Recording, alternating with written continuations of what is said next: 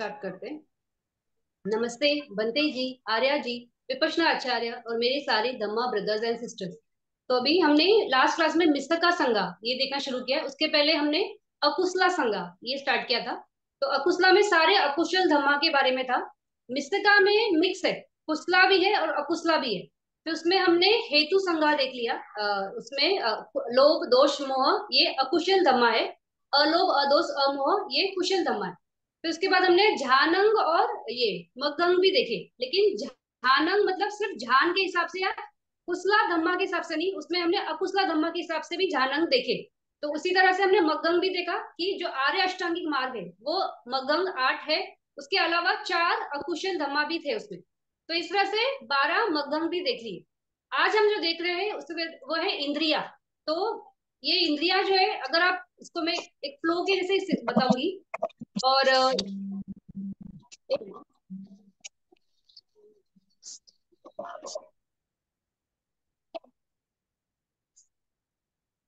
तो ये जो इंद्रिया है वो कैसे है। इसमें पेज नंबर इस पे देखोगे 273 पे।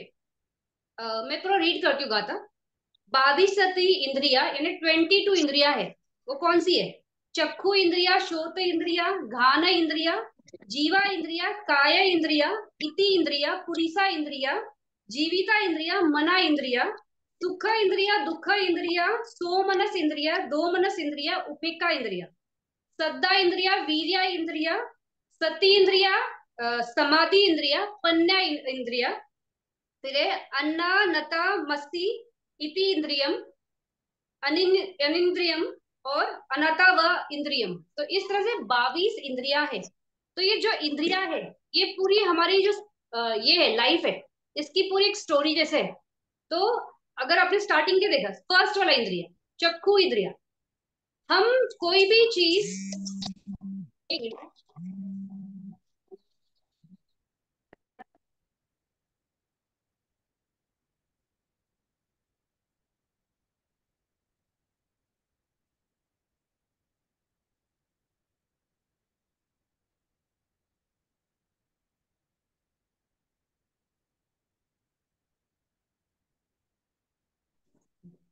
सॉरी। तो जो ये है 22 इंद्रिया है उसमें फर्स्ट इंद्रिया चक्षु इंद्रिया। चक्षु इंद्रिया यानी उसको बोला है चक्षु इंद्रिया। इंद्रिया सबसे पहले क्या, इंद्रिया यानी जो चीज किसी चीज को कंट्रोल करती है उसको हम इंद्रिया बोलते हैं। तो कोई रूप है, उसको जो फैकल्टी कंट्रोल करेगी उसको हम बोलेंगे चक्षु इंद्रिया। अगर कोई शब्द है उसको जो फैकल्टी कंट्रोल करेगी उसको बोलेंगे हम श्रोत इंद्रिया। उसी तरह गाना का, उसी तरह जीवा का, उसी तरह काया का। तो हर एक जो अपने फैकल्टीज यानी अपने धर्मों को जिसमें उनका कंट्रोल है उसको हम इंद्रिया बोलते हैं। इसलिए बोलते हैं ना कि इंद्रियों के विषय यानी कंट्रोलिंग विषय। कुछ अच्छा दिखता है तो मन उसके पीछे जाता है, कुछ अच्छा सुनते हैं तो कान उसके पीछे जाता है, कोई अच्छा टेस्ट करते हैं तो जीवा उसके पीछे जाती है। तो इस तरह से जिस चीजों के उसकी क्वालिटीज ऐसी है कि वो उसमें डोमिनेट है, डोमिनेट यानी उसको कंट्रोल करती है। तो जैसे कोई घोड़ा है तो उसको कंट्रोल करने के लिए रस्सी लगती है। तो रस्सी ही इंद्रिय जैसे है कि वो पकड़ के रखती है, कंट्रोल करती है। तो इसमें जो सबसे फर्स्ट है चक्षु इंद्रिया। तो चक्षु इंद्रिया अगर है तो सारे जितना भी रूप धर्म है उसको जो कंट्रोल करता है उसको चक्षु इंद्रिया बोलते हैं। अभी चक्षु इंद्रिया ने एग्जैक्टली क्या, जो हमारा आंखों में देखने की जो क्वालिटी है चक्षु पसादा, वही चक्षु इंद्रिया है। अगर किसी की आंख के अंदर रोशनी ही नहीं है, जैसे किसी को मोतियाबिंद हो गया, ग्लोकोमा हो गया, या बचपन से अंधा है, तो उसको ये इंद्रिय ही नहीं है। अगर ये इंद्रिय ही नहीं है तो वो कोई भी रूप धर्म देख नहीं सकता है, भले वो कितने भी पैसे वाले घर का हो या कितना भी गरीब हो या कोई भी हो। तो उससे वो ये धर्म ही नहीं है उसके पास, यानी ये चक्षु इंद्रिया का धम्मा उसके पास नहीं है, वो देख ही नहीं सकता है। क्यों नहीं देख सकता? क्योंकि क्वालिटी ही नहीं है। ये कांच जैसा है जो कोई भी ऑब्जेक्ट को रिफ्लेक्ट करता है। तो एक बार यहाँ पे रिफ्लेक्शन आएगा तभी दिखाई देगा ना। अगर यहाँ पे कांच की जगह वुड है तो उस पे अगर कुछ रिफ्लेक्ट होगा तो वो दिखाई ही नहीं देगा। तो इस तरह से ये चक्षु इंद्रिया जो है सारे पूरे सृष्टि के 31 प्लेन की भूमि में जितना भी हमारा विषय है, रूप का विषय है, उसको जो कंट्रोल करता है उसको चक्षु इंद्रिया बोलते हैं। उसी तरह श्रोत्र इंद्रिया, जो भी हम सुनते हैं कोई भी आवाज, खटपट है, कोई ताली बजाने का है, कोई म्यूजिक है, किसी के शब्द है, कोई भी किसी तरह का भी जहाँ पे साउंड है, भले वो फिर ये क्या बोलते हैं नेचर में क्रिएटेड साउंड होगा, वाटर का साउंड है या किसी चीज का, या हम क्रिएट करते हैं, ये जो हम बोलते हैं, तो ये सारा जो साउंड का क्षेत्र है उसको कौन सुन रहा है? तो चक्षुत इंद्रिया, यानी कि कान में वो एक फैकल्टी है जिसको हम बोलते हैं कान का पर्दा, जो उस चीज को वहां पे एब्जॉर्ब करता है। अगर वहां पे वैक्यूम है, यानी वहां पे है ही नहीं, आवाज कैसे निकल जाएगी? वहां पे टकरा ही नहीं, तो वहां पे वो टंकार नहीं है, तो टंकार नहीं है तो सुनाई नहीं देगा। तो इस तरह से पूरा सुनने का क्षेत्र ये इसके बगैर कुछ भी नहीं है। तो इसलिए ये कैसा है, श्रोत इंद्रिय है, कंट्रोल करता है इस पूरे ब्रह्मांड का जितना भी साउंड है उसको, पूरा कंट्रोलिंग फैकल्टी, दैट इज श्रोता इंद्रिय। फिर है घाना इंद्रिय, कोई भी स्मेल वो आपको आंखों से स्मेल नहीं होगा, ना कान से होगा, उसको नाक ही लगेगा। तो घाना यानी जो भी स्मेल है वो एलिमेंट को सूंघने के लिए जो नाक के अंदर हमारे पसादा है, जो वहां पे सेंसिटिविटी है, जो स्मेल कर सकता है, उसको ही घाना इंद्रिया बोला है।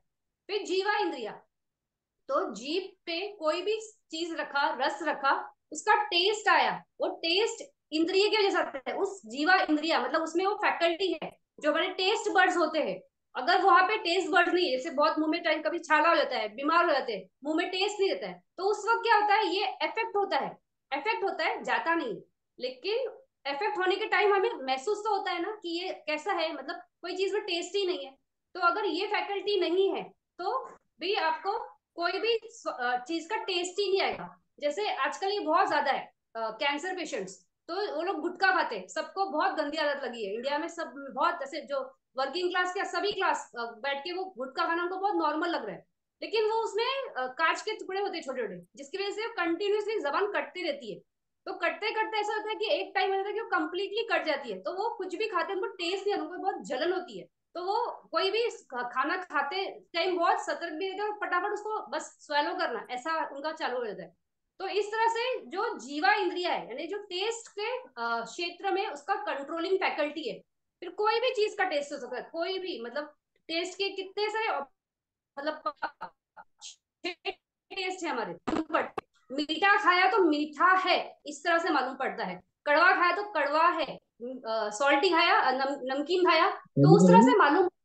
सारे जो हमारे टेस्ट के फैक्टर, जीवा इंद्रिया उसका कंट्रोल होता है। फिर काया इंद्रिया में कोई भी टच होता है, तो वो टच कैसा है, बढ़िया हार्ड है, कैसे डेट देख 2 महीने हो गए क्या उसको।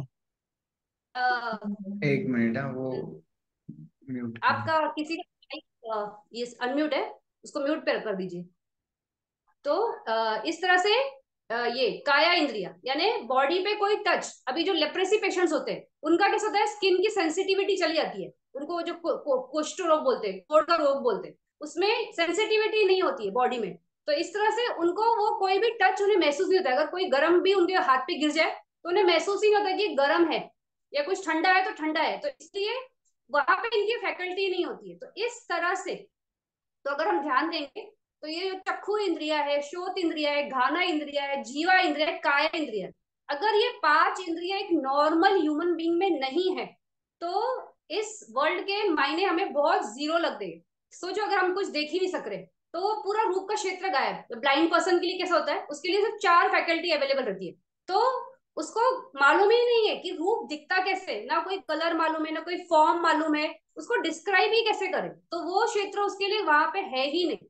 उसी तरह से जो व्यक्ति ये होता है, बहरा होता है, जो बहरा होता है वो 100% गूंगा भी होता है। क्यों? क्योंकि कभी कुछ शब्द सुना ही नहीं, तो सुना ही नहीं तो बोलेगा कैसे? अगर हम उसको सिखाना भी चाहेंगे कि मम्मा पापा ऐसा कुछ बोलना भी सिखाएंगे, लेकिन वो सुन ही नहीं रहा है ना, तो जब वो सुना ही नहीं तो बोला ही नहीं। तो 100% बहरा इंसान गूंगा हो सकता है, लेकिन गूंगा इंसान जरूरी नहीं कि बहरा होगा। तो ये अलग अलग फैकल्टीज है।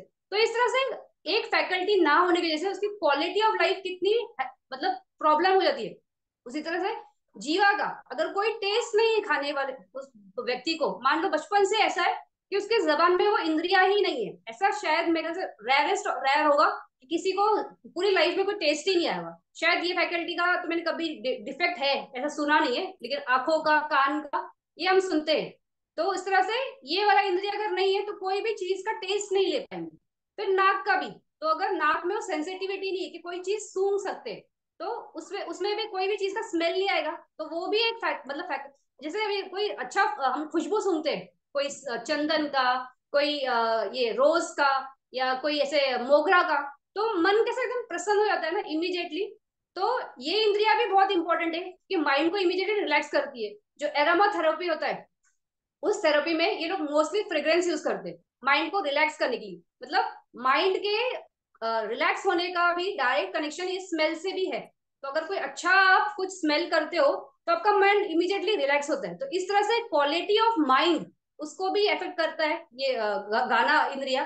फिर काया का, अगर आपको सेंसिटिविटी है ही नहीं बॉडी में, मान लो ऐसा बॉडी है कि मालूम ही नहीं पड़ता है, चलते फिरते गलती से कहीं पे कुछ लग गया, कांच लग गया, कट फट गया, मालूम ही नहीं पड़ेगा, और मालूम ही नहीं पड़ा, मान लो पूरा ब्लड बह ही रहा है और मालूम नहीं पड़ा, इसलिए उसको ध्यान नहीं दिया, ऐसा ना हो जाए कि पूरा ही ब्लड बॉडी के बाहर चला जाए और आपकी डेथ हो जाए। तो इस तरह से ये जो 5 आपकी फैकल्टीज है, जो शोध की है, घाना की है, जीवा की है, काया की है और चक्कू की है, तो ये 5 अगर नहीं है तो क्वालिटी ऑफ लाइफ कैसा है, एकदम जीरो है। और मैं ये खास करके इंद्रिया ना, ये पूरा एक ह्यूमन बॉडी के हिसाब से बता रही हूँ। तो इस तरह से ये 5 फैकल्टी अगर नहीं है एक नॉर्मल ह्यूमन में, उसमें से कुछ भी है, मतलब है नहीं वहां पे, तो कोई लाइफ का इतना वो नहीं है, पूरा कंप्लीशन नहीं समझ में आएगा, मतलब पूरी कंप्लीट लाइफ ऐसा समझ में नहीं आएगा। फिर इसके आगे है इति इंद्रिया और पुरुषा इंद्रिया। तो इस ह्यूमन वर्ल्ड में या तो कोई जो भी बॉडी है वो मेल बॉडी है या फीमेल बॉडी है। तो अगर मेल बॉडी है यानी उसके अंदर वो मेल बॉडी पार्ट्स है, और फीमेल है तो फीमेल बॉडी पार्ट्स है। दोनों का दिखना भी अलग है और दोनों का स्ट्रक्चर भी अलग है और दोनों के बॉडी का फंक्शनिंग भी अलग है। तो जो लेडीज बॉडी का जैसे फंक्शनिंग है वैसा जेंट्स बॉडी का फंक्शनिंग नहीं होगा, वैसे ही जेंट्स बॉडी का जैसे फंक्शन है वैसे लेडीज का नहीं होगा। तो इस तरह दोनों में भी एक भेद है। तो इस तरह से भी ये इंद्रिया है, मतलब कोई लेडीज है उसका देखो आवाज हमेशा सॉफ्ट होता है, जरूरी नहीं लेकिन मोस्टली ऐसे बोलते हैं कि सॉफ्ट स्पोकन, मतलब सॉफ्ट आवाज जो रहती है सॉफ्ट रहेगा। फिर उनके काम करने का तरीका भी देखो कैसे रहता है, उनका स्टाइल भी देखो। तो ऐसे होता है ना, बहुत बार ऐसे स्कूल वगैरह में मोस्टली बच्चे मस्ती करते हैं, कोई लड़का वगैरह रहेगा और लड़कियां अभी ग्रुप में बहुत ज्यादा रहेगी, तो वो भी नहीं कि लड़कियों की जैसे बात करेगा, हाथ तो हिलाएगा, तो बोलेगा ये लड़की जैसे क्यों हिल रहे हो, लड़की जैसे मत करो। तो मतलब हाव भाव भी हर के अलग है ना। तो एक पर्टिकुलर एक स्ट्रॉन्ग फैकल्टी है ये कि लेडीज ऐसे इस तरह से बिहेव करेगी, इनका बॉडी स्ट्रक्चर ऐसा है, उनका फंक्शन अलग है। वैसे ही मेल बॉडी का स्ट्रक्चर ऐसा है, फंक्शन ऐसा है, उनका काम करने का तरीका अलग है। तो ये भी एक बहुत स्ट्रॉन्ग फैकल्टी है जो कंट्रोल करती है इस रूप बॉडी को। फिर इसके बाद है जीविता इंद्रिया। तो जीविता इंद्रिया अगर आपको याद है, जीविता इंद्रिया ये शब्द 2 जगह हमने सुना है, एक हमने नाम में भी सुना था और एक रूप में भी सुना था। तो नाम में जब आप सुना था तब वहां पे सब चित्त साधारण जो है, जो 7 यूनिवर्सल्स है, वहां पे जीवित इंद्रिया एक चेतसिक ऐसा आया है। और नाम में रूप में जीविता इंद्रिया इस तरह से हमने ये वर्ड सुना है। तो दोनों जगह कैसे, तो कोई भी चित्त होता है तो वो कैसे होता है, उसका एक लाइफ साइकिल है। तो वो लाइफ साइकिल कंटिन्यूस चले या उसको सपोर्ट मिले, तो उसके लिए वहां पे जीविता इंद्रिया नाम की होनी जरूरी है, यानी जो मेंटल फैकल्टीज को सपोर्ट करे, तो उस चित्त क्षण में उसको कंटिन्यूस रहे। अभी हम कोई ऐसा नहीं होता ना कि मुझे कुछ सोचना है और यहीं पे रुक गया वो चित्त, वैसे नहीं होता ना, उस पूरा प्रोसेस कंप्लीट होता है ना कि कुछ सोचते हैं हम, फिर कुछ बोलना है, कुछ करना है, तो ये पूरा प्रोसेस जो कंटिन्यूस चलते रहता है। तो जो ये नाम का जो क्षेत्र है, जो सोचना, प्रोसेस करना, बोलना, ये सब जो भी है, तो इस तरह से ये जीविता इंद्रिया नामा उससे होता है। तो ये जो जीविता इंद्रिया रूप है, तो ये रूप है, यानी जब से हम पैदा हुए और जब तक हम मरेंगे नहीं तब तक कंटिन्यूअस हमारा बॉडी जो सपोर्ट करते रहेगा वो जीविता इंद्रिया रूपा से होता है। अगर रूपा कलापा सपोर्ट नहीं करेगा तो ये बॉडी में कोई फैक्ट वो ही नहीं है, मतलब वो बॉडी कैसे एज ए डेड बॉडी है। तो इस तरह से ये कंटिन्यूअसली सपोर्ट करता है, पटी संधि से लेके चुटी जब तक नहीं होगा तब तक कंटिन्यूअसली जीविता इंद्रिया नाम का भी कंटिन्यूस चलता है, जीविता इंद्रिया रूप का भी कंटिन्यूस चलता है।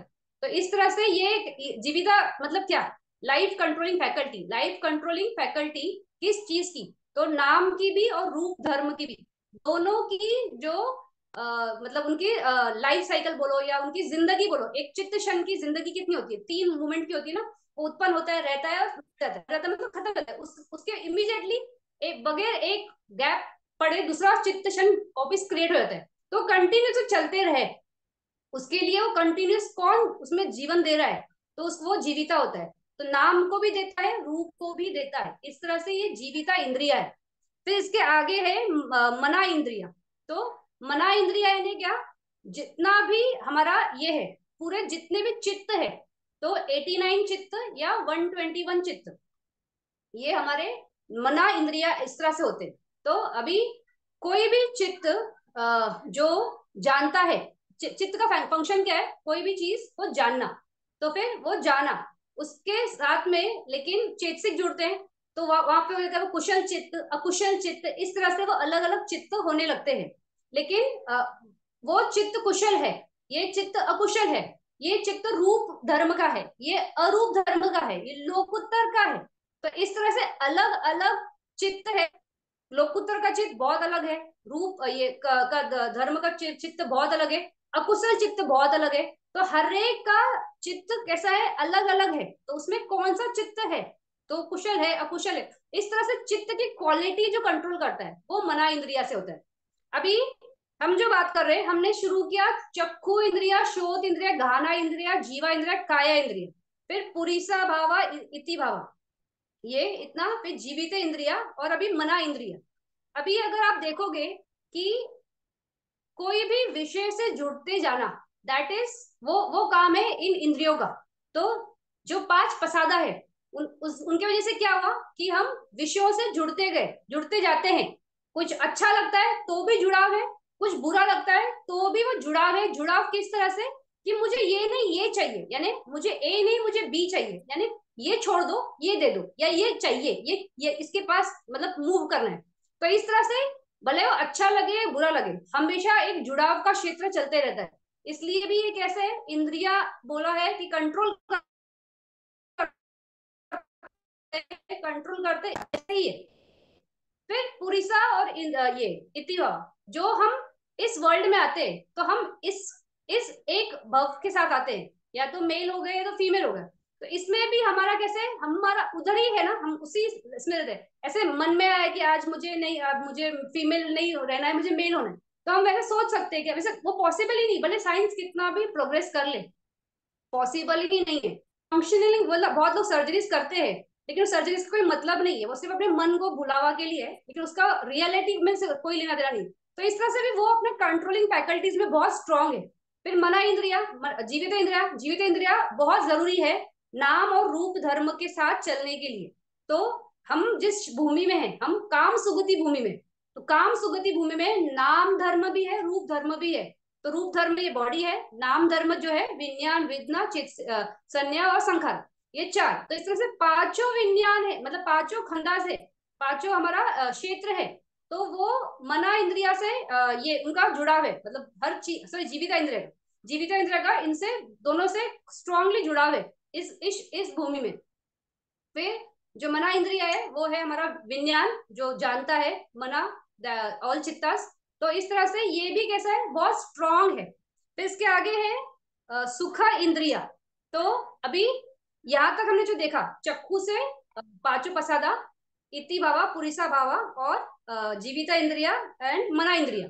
तो ये सब कैसे है, ये सारे कंट्रोल्स, या तो कैसे बोल सकते हैं, जुड़ाव का क्षेत्र है।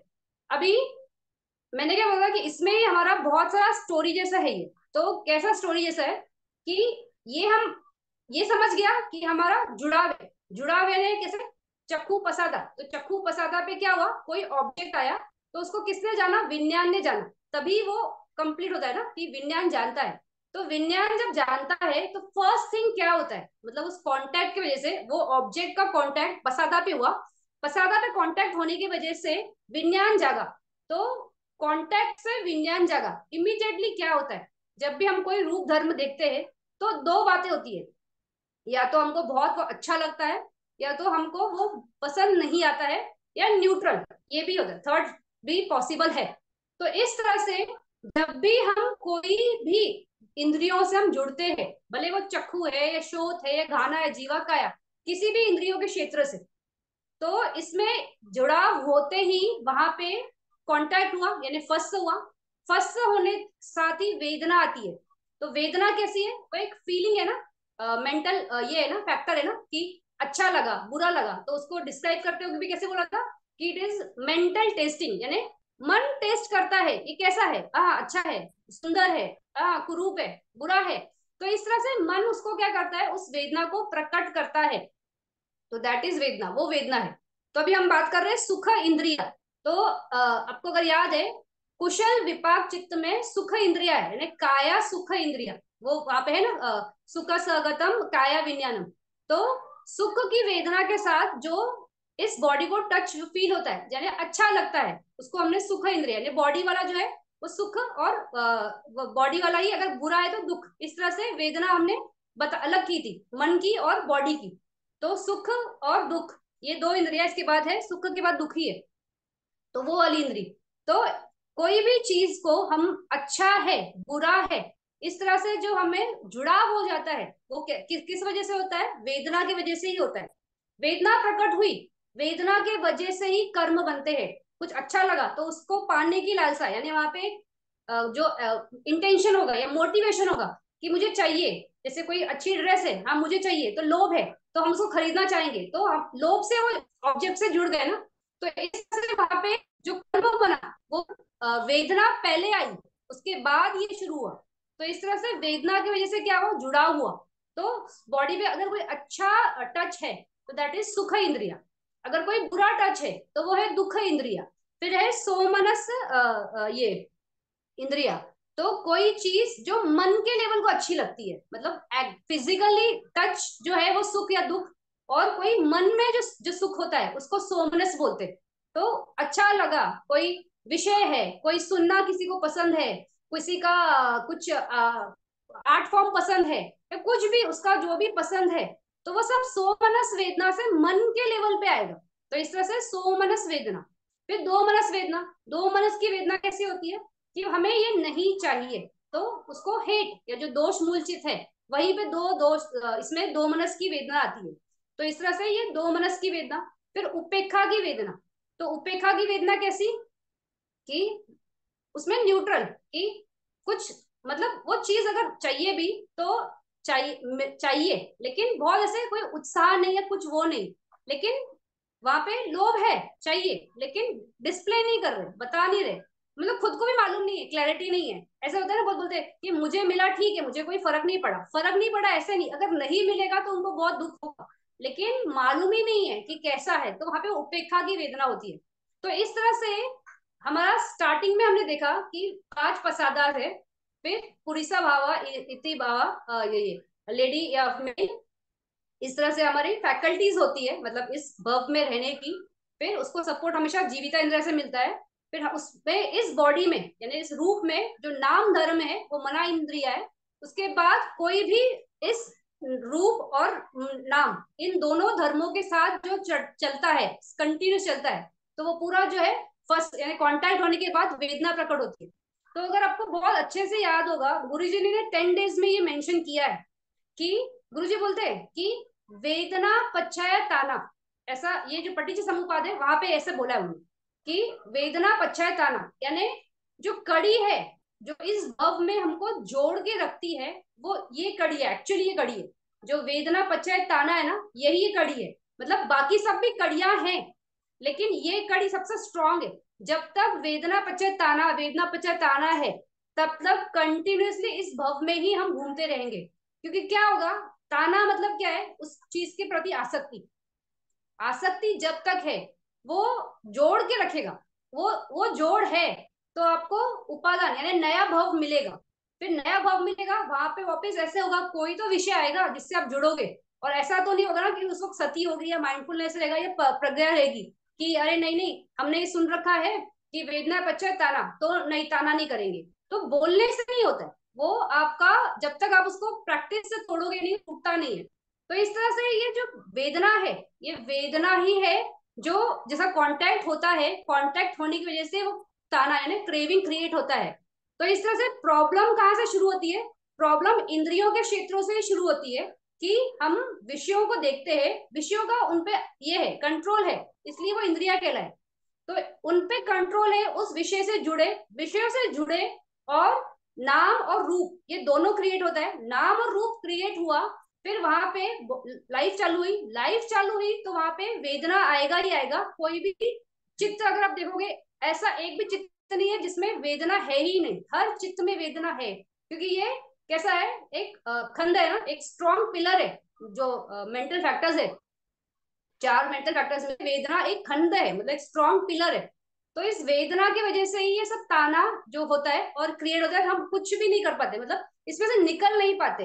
अभी प्रॉब्लम अगर वेदना में है तो प्रॉब्लम सोल्यूशन भी वेदना के पास ही, वेदना के साथ ही हो सकता है। तो अगर आप देखोगे यहाँ पे सुख इंद्रिया, दुख इंद्रिया, सोमनस, दोमनस, उपेक्षा, उसके जस्ट नीचे फर्स्ट वर्ड है श्रद्धा इंद्रिया, यानी श्रद्धा ये इंद्रिय है। यानी क्या बोल रहे हैं कि यहाँ से आप कुछ चेंज कर सकते हो। तो कैसे है, अगर वेदना पच्चय ताना, यानी वेदना के वजह से ताना क्रिएट होता है, तो गुरुजी ने वहां पे ये लाइन बोला था, ये कंप्लीट मैंने बताया नहीं तभी, अभी बोल रही हूँ। वेदना पच्चय ताना, गुरुजी बोलते हैं वेदना पच्चय ताना को आप कन्वर्ट कर दो वेदना पच्चय पन्या, यानी यहाँ पे प्रज्ञा, यानी जैसे ही वो कांटेक्ट हो, तो कांटेक्ट होते ही आपको उस इंद्रिय के पीछे जाना नहीं है। आपको गुरुजी का कंटिन्यूस इंस्ट्रक्शन यही रहता है कि बस ऑब्जर्व ऑब्जर्व, तटस्थ भाव से देखो देखो देखो।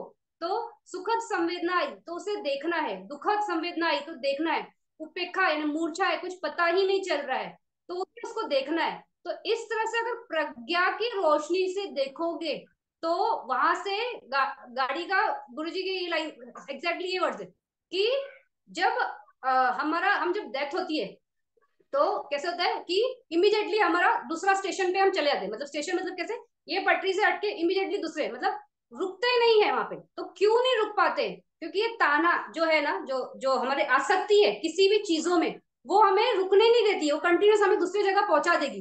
तो अगर वहां पे आपका प्रज्ञा है, तो आपने क्या किया, गाड़ी की पटरी वेदना पचाए ताना की है, आपने वेदना पचाए प्रज्ञा पे शिफ्ट कर दी, तो ये वाली जो पटरी है ये मुक्ति है, ये निब्बाना को ले जाएगी। तो इस तरह से आप शिफ्ट कर सकते हो। तो श्रद्धा, श्रद्धा अगर आपको याद है ये कुशल चेतसिक है। तो कोई भी चीज में, कोई भी कुशल धम्मा करने में श्रद्धा होनी चाहिए। तो धम्मा में श्रद्धा, बुद्ध पे श्रद्धा, संघ पे श्रद्धा, कुशल धम्मा जो हम एक्शंस करते हैं, दान करते हैं, शील में रहते हैं, तो ये सब चीजों पे मतलब अपना ये क्या बोलते हैं, फेथ, श्रद्धा यानी फेथी, तो वो उसे बोलते हैं श्रद्धा इंद्रिया। तो कोई भी कर्म करते वक्त आप श्रद्धा से करते हो, यानी यहाँ पे कौन बलवान है, श्रद्धा बलवान है, तो आपका कुशल धम्मा में आप शिफ्ट हो गए। तो इस तरह से श्रद्धा इंद्रिया। फिर उसके बाद है वीर्या इंद्रिया। वीर्या यानी क्या, कोई भी चीज को बड़ी दृढ़ता से करना, मतलब एक एनर्जी के साथ, एक ताकत के साथ, उसको बोलते हैं वीर्य। तो वीर्य इंद्रिया, कोई कुशल धम्मा करने में भी वीर्य लगता है और अकुशल धम्मा करने में भी वीर्य लगता है। तो दोनों, लेकिन अभी हम कुशल की बात कर रहे हैं, हम दोनों की बात करते हैं यहाँ पे कि दोनों यहाँ पे अप्लाई होता है। तो अगर कुछ अच्छा करना है, जैसे किसी को दान देना है, तो उसके लिए भी तो मेहनत करनी होती है ना। तो वो सामान इकट्ठा करना है, कहीं दूर है, कहीं से मंगवाना है, किसी को बहुत स्पेशल ऑर्डर करके देना है, तो इस सब में आपको वीर्य है। उसी तरह से अगर कुछ अकुशल धमा है तो उसमें ये करते वक्त क्या होता है कि उसमें भी वीर्य लगता है ना, एनर्जी लगती है। तो इस तरह से वीर्य या कुशल अकुशल हो सकती है, लेकिन हम मोस्टली अभी यहाँ पे कुशल के हिसाब से कॉन्सेंट्रेट करके बोलेंगे कि ये वीर्य कैसा है कि आपको उस रास्ते पे कंटिन्यू करना है। तो ये वीर्य भी कैसी एक इंद्रिया है ना, एक फैकल्टी है, एक स्ट्रॉन्ग ये है, क्या बोलते हैं, कंट्रोल है, जो आपको उस रास्ते पे चलने के लिए मोटिवेट करता है। फिर उसी तरह से है सती इंद्रिया। तो सती इंद्रिया जो है वो है हमारी राइट, ये माइंडफुलनेस, मतलब कोई चीज में एकदम प्रेजेंट मोमेंट में रह के हर चीज को ऑब्जर्व करना, दैट इज सती का, वो सती ही कर सकता है। तो बोलते हैं ना प्रेजेंट मोमेंट में रहो, तो प्रेजेंट मोमेंट में रहे कैसे, तो मन अगर वहां पे परफेक्टली वहां पे फोकस नहीं है, सती नहीं है, तो पॉसिबल नहीं है कि आप उस प्रेजेंट मोमेंट को देख सको। बहुत बार होता है ना, हम 4 लोगों में बैठे हैं, बात कर रहे हैं, फिर अचानक से कोई बोलता है अरे हाँ ये सही है ना, तो दूसरा बोलता है क्या क्या बोला, मैंने तो सुना ही नहीं। है वहीं पे, लेकिन क्या है, सती नहीं है ना, माइंडफुलनेस नहीं है, यानी एब्सेंट है। तो उस तरह के सती नहीं, एक नॉर्मल सती नहीं की बात नहीं कर रहे हैं हम, वो सती की बात कर रहे हैं जो मेडिटेशन के लिए है। तो इस तरह से मेडिटेशन में भी बैठे हैं, बैठे हैं, आंख बंद है, धमाहौल में ही है, बाहर घूम नहीं रहे, लेकिन मन से हम पूरा पूरे सेंटर का चक्कर लगा रहे हैं कि अभी डाइनिंग हॉल में जाऊंगा या जाऊंगी, फिर ऐसा होगा, फिर वैसा होगा, फिर रूम पे जाना है, फिर सोना है, ये वो फलाना फलाना फलाना। तो क्या है वहां पे, सती नहीं है। तो अगर आपका ऑब्जेक्ट के साथ आपकी माइंडफुलनेस है, जैसे हम आनापान का काम शुरू करते हैं स्टार्टिंग में, तो ब्रेथ अपनी जो नासिका के द्वार पे जो हम ब्रीदिंग पे कंसंट्रेट करते हैं, तो वहां पे सती है। तो इस तरह से सती यानी अवेयरनेस को उस जगह पे लगा के रखना और उस ऑब्जेक्ट के साथ ही रहना, तो वो सती इंद्रिया से ही होता है। और सती कभी भी ना ऐसे नहीं होती है कि ना बहुत ज्यादा सती होगी, कोई बोलेगा ना अरे बहुत ज्यादा हो गया, मेरा तो फोकस बहुत सुपर स्ट्रांग है, तो सती है सती। वो कभी भी ऐसा अति नहीं, अति में नहीं जा सकता है, क्योंकि अगर आपका सुपर स्ट्रांग है यानी कि आपकी राइट सती है, आपको हर क्षण का आपको उत्पन्न होना, व्यय होना, अनित्य बोध, वो सब समझ में आ रहा है, तो दैट इज वो सती। एक्चुअली में वही सती के लिए भगवान बुद्ध बोलते हैं, इसलिए सती पटन में 4 सती पट ये है, अलग अलग सती का रास्ता बताया है। तो राइट सती हर क्षण, दैट इज सती इंद्रिया। फिर पन्या इंद्रिया, तो जो प्रज्ञा है, जो विजडम है, जिसको हम बोल सकते हैं इंटेलिजेंस नहीं है, इंटेलिजेंस यानी होशियार होना वो एक अलग, लेकिन प्रज्ञा यानी क्या, जो धर्म को समझे, कौन सा धर्म, नाम और रूप के धर्म को समझे, निब्बाना को समझे, वो पन्या। तो ये पन्या के बारे में बात कर रहे हैं। तो ऐसा प्रज्ञा, ऐसा ये मानस जो इसको जानता है, तो उसको बोलते हैं पन्या इंद्रिया। तो ये भी बहुत स्ट्रांग है, ये बहुत ये सबसे ज्यादा जरूरी है, जो पन्या इंद्रिया है ना, ये सबसे ज्यादा जरूरी है अगर इस रास्ते पे आपको सक्सेस चाहिए तो। अगर प्रज्ञा ही नहीं है तो कुछ भी नहीं समझ पाएंगे कि 4 आर्य सत्य क्या है, फिर आर्य अष्टांगिक मार्ग कैसा है, तो कैसा है वो हम, हमारा मतलब मानस उस चीज को कभी समझ नहीं पाएगा। तो इसमें से जब हम इंद्रिया बात कर रहे हैं श्रद्धा से, तो जो श्रद्धा इंद्रिया, वीर्य इंद्रिया, सती इंद्रिया, समाधि इंद्रिया, सॉरी सती के बाद मैंने समाधि नहीं बोला ना, समाधि इंद्रिया, ठीक है, पन्या के बाद बोलती हूँ। तो पन्या इंद्रिया, तो पन्या इंद्रिया जो हमारी विजडम है, जो हर चीज में रहती है, फिर उसी के साथ समाधि, समाधि यानी फोकस, स्ट्रॉन्ग फोकस। तो जैसे नासिका के द्वार पे हमको सती यानी अवेयरनेस के साथ रहना है, लेकिन वहां पे मन को वहीं टिका के रखना है, वो समाधि का क्षेत्र है। तो मन यहाँ से हटे नहीं, यानी सती उसको जान रहा है, लेकिन समाधि उसको वहीं पे रख रहा है। तो इस तरह से उसी जगह पे फोकस करना। तो ये अगर हम दूसरे ग्रंथों में देखेंगे, तो वहां पे धारणा करके देखो शब्द बोलते हैं, तो धारणा मतलब क्या है, सिंगल पॉइंटेड फोकस या अवेयरनेस, उसको धारणा बोलते हैं। तो वही है, धारणा ही समाधि है। तो इस तरह से समाधि जो है वो सिंगल पॉइंटेड फोकस, उसको बोलते हैं समाधि। तो ये भी 5 जो है, श्रद्धा, वीर्य, सती, समाधि और पन्या, इसमें से जो ये है फर्स्ट वाली श्रद्धा, श्रद्धा और पन्या देखा जाए तो साथ में काम करते हैं। अगर आपको श्रद्धा है, लेकिन अगर वो अंधश्रद्धा है, यानी कि यहाँ पे क्या है, प्रज्ञा का वहां पे जोड़ नहीं, तो काम नहीं बनेगा। तो श्रद्धा होनी चाहिए, लेकिन राइट चीज पे श्रद्धा, कि ये सही है। कोई बोल दे कि आप ना 10 नारियल चढ़ा दो और आप ना एग्जाम में जाके पेपर ना खाली रख के आना, फिर भी आप ना डिस्टिंक्शन से पास हो जाओगे, तो अंधश्रद्धा हो गई कि मैंने ये कार्य किया है और मेरा पेपर में डिस्टिंक्शन आने वाला है, मुझे ये गुरुजी ने बोल दिया है। तो प्रज्ञा क्या बोलता है कि एग्जाम में पास कौन होगा, जो पेपर में कुछ लिखेगा, जब लिखा ही नहीं है तो पास कैसे होगे। तो इस तरह से जो ये है कौन सी हमारी श्रद्धा इंद्रिया, ये पन्या इंद्रिया के साथ जुड़ती है, तो ही वो श्रद्धा सही है, बलवती है। यहाँ पे अभी बोलने के लिए बोल रहे साथ में जुड़ना चाहिए, लेकिन बाद में पन्या ही है जो आगे बहुत स्ट्रांग चलेगी, लेकिन शुरुआत तो वहीं से होती है कि हमारी श्रद्धा भी जो है किस चीज पे है, तो वो सही श्रद्धा है क्या। तो ये मापदंड आपको खुद मतलब खुद मानस से सोचना चाहिए कि ये मेरी श्रद्धा सही श्रद्धा है या अंधश्रद्धा है। अंधश्रद्धा में के साथ भी लोग बहुत ये करते हैं, मतलब बहुत काम जोर शोर से करते हैं, बहुत मेहनत भी करते हैं, लेकिन वो कहीं उनको पहुंचा ही नहीं सकता है। क्यों? क्योंकि वो श्रद्धा का बेस जो है ना वो गलत है। तो बेस सही है तो पन्यास ही समझ में आता है। तो इस तरह से ये दोनों साथ में जुड़ के काम करते हैं। फिर उसी तरह से ये जो है वीर्य और समाधि, ये दोनों भी साथ में जुड़ के काम करते हैं। तो वीर्य है मतलब मुझे ये सॉरी, जैसे मान लो कि हाँ मुझे 1 घंटा मेडिटेशन करना है, यानी मुझे आनापान, मैं सिर्फ आनापान करना चाहती हूँ 1 घंटा, तो समाधि में बैठना है। लेकिन 10 मिनट हुआ, 10 मिनट होते ही मुझे ऐसा लग रहा है कि 10 मिनट बहुत हो गया, अभी ना उठना चाहिए। लेकिन बैठने के टाइम क्या हुआ था कि 1 घंटा बैठना है। तो वीर्य अगर नहीं है तो समाधि में आप कंटिन्यूसली आगे ट्रेवल नहीं कर सकते हो। तो आगे बढ़ना है तो समाधि के साथ वीर्य का भी जुड़ना बहुत जरूरी है, तभी आप इसमें आगे ये क्या बोलते हैं प्रोग्रेस कर सकते हो। तो ये जैसे अगर इन पांचों को हम ऐसे पकड़े कि जो सती है वो एक घोड़ा है, जो ये होता है ना घोड़ावान जो घोड़ा चलाता है, तो या रथ रथ सारथी बोल सकते हैं। तो सती एक सारथी की तरह है और ये 4 घोड़ों की तरह है जिनकी जोड़ है। तो समाधि और वीर्य की जोड़ है, पन्या और श्रद्धा की जोड़ है। तो ये सब साथ में चलेंगे। साथ में कब चलेंगे? जब वहां पे अवेयरनेस रहेगा, फोकस रहेगा। तो यानी सती उनको कंट्रोल कर रही है। ये कब? सिर्फ शुरुआत में। शुरुआत में सती कंट्रोल करती है, लेकिन बाद में प्रज्ञा ही प्रज्ञा है, यानी जो प्रबल है वो बलवती है, वही आगे चलेगी। तो स्टार्ट में मूवमेंट के लिए या बोल सकते हैं स्टार्ट में प्रोग्रेस हमारी या रास्ते पे चलने के लिए, शुरुआत के लिए, तब ये ऐसे है कि ये आगे आगे, और उनको मेंटेन ये कंट्रोल जो कर रहा है वो सती कर रहा है।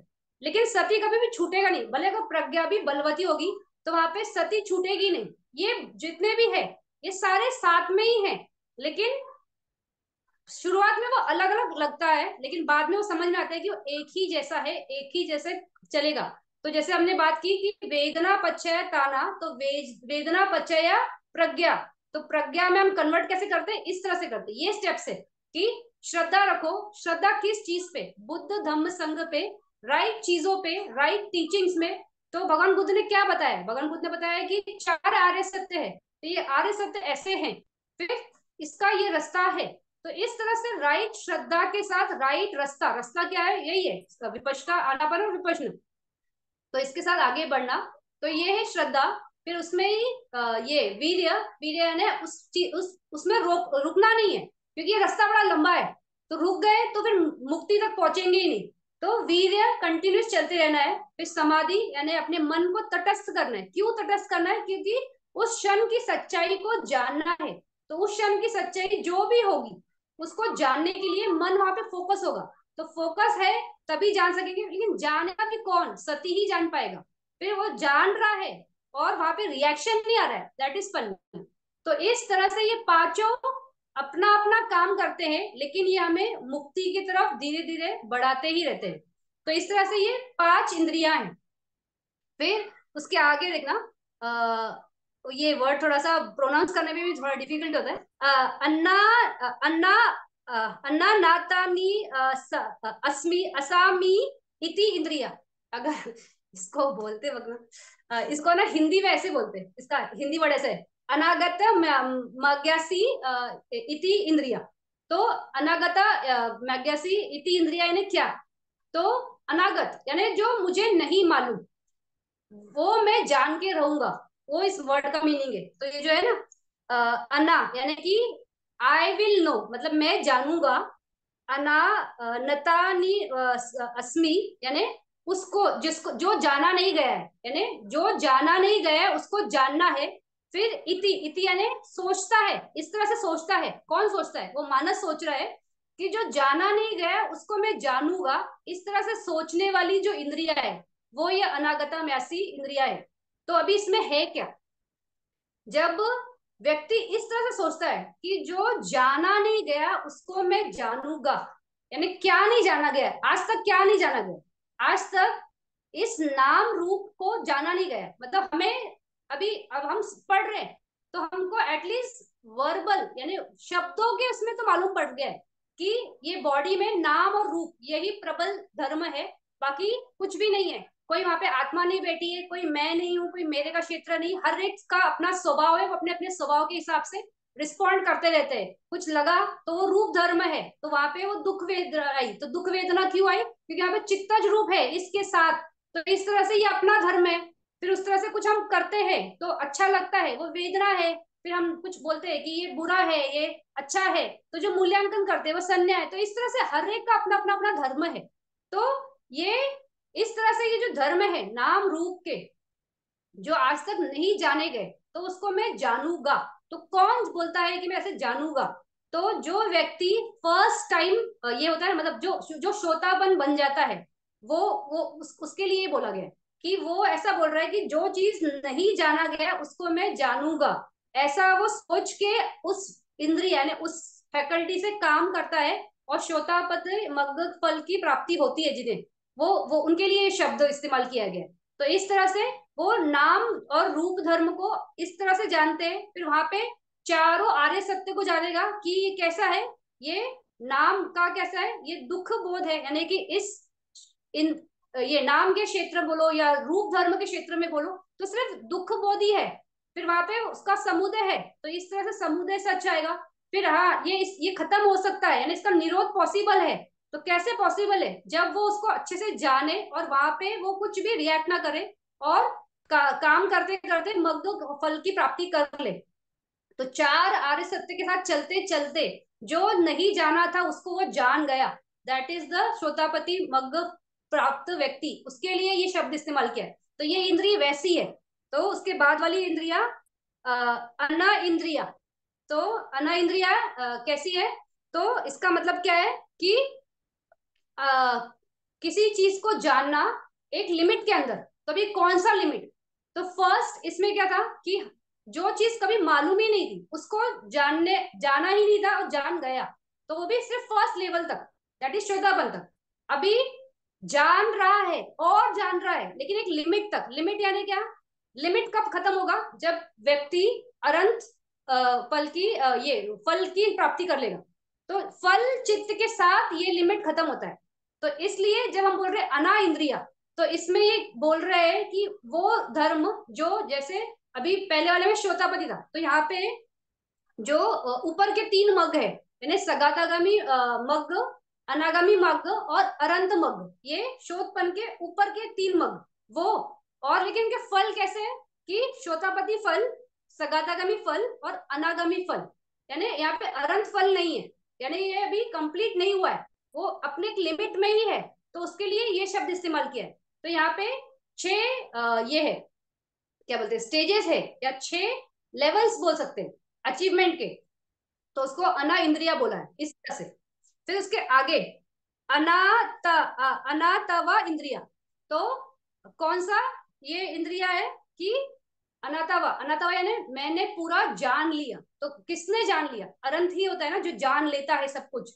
तो इस तरह से जिसमें अरंत फल की प्राप्ति होती है, यानी पहले वाले में सिर्फ मग्न तक था और फलचित उसके बाद इमिडिएटली होता है। लेकिन ये इस तरह से उन्होंने बताया है, तो मैं भी आपको वैसा ही बता रही हूँ कि क्यों अलग, क्योंकि अनंत फल का मतलब टोटल और टोटल डिस्ट्रक्शन हो गया ना, तो इसलिए उसके लिए यानी कंप्लीटली जान गया, दैट इज अनंत फल। तो वो जिनको प्राप्त होता है उनके लिए ये शब्द इस्तेमाल किया है अनाता व इंद्रिया, यानी वो इस फैकल्टी से, यानी कि मैंने अब पूरा जान लिया।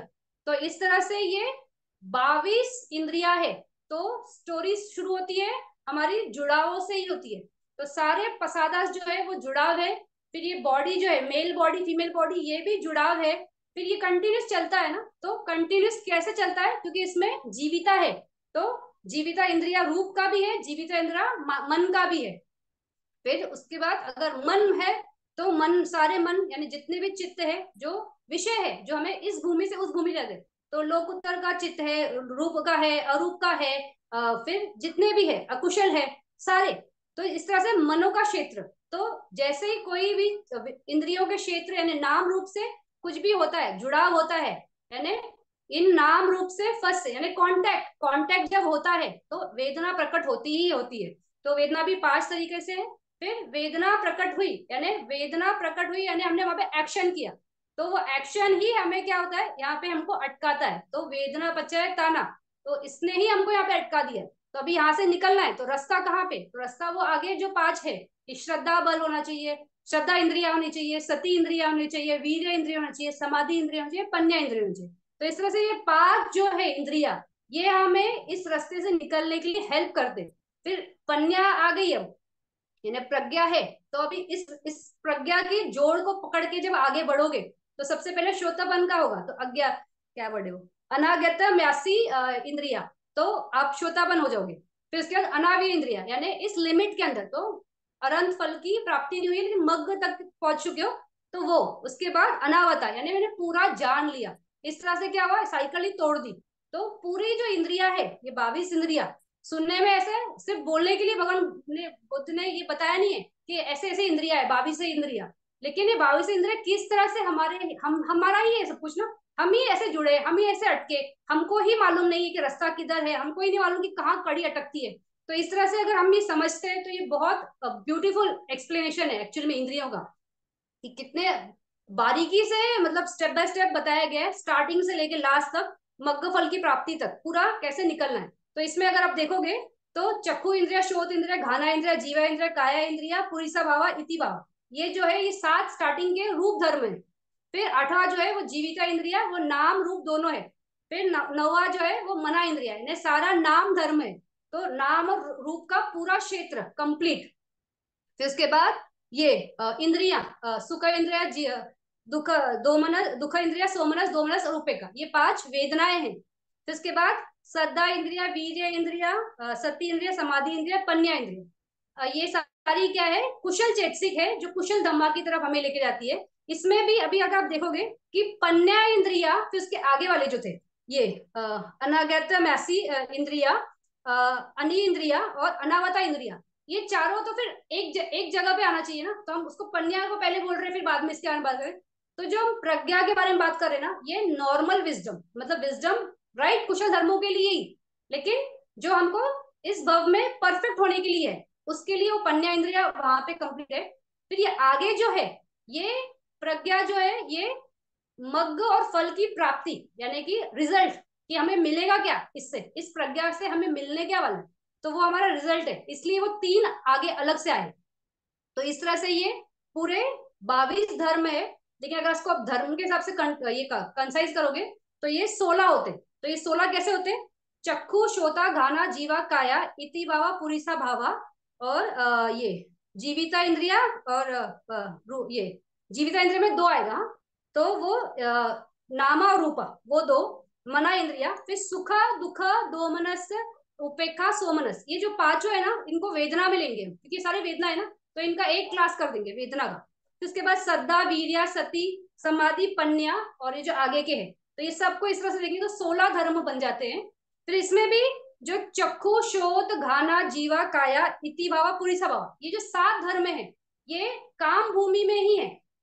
अगर आपको याद है कि रूप भूमि में भी श्रोत और चक्षु, ये रूपा वज्रा ब्रह्मा में है, लेकिन उनके भी फैकल्टीज कैसे है, सिर्फ भगवान बुद्ध को देखने के लिए, सुनने के लिए। तो उस टाइम पे ये धर्म कैसे है, इनका कोई ज्यादा इंद्रियों से जुड़ाव नहीं ना, हमने इंद्रिया वर्ड यूज कर रहे हैं। तो इंद्रिया यानी कि उसको कंट्रोल करता है,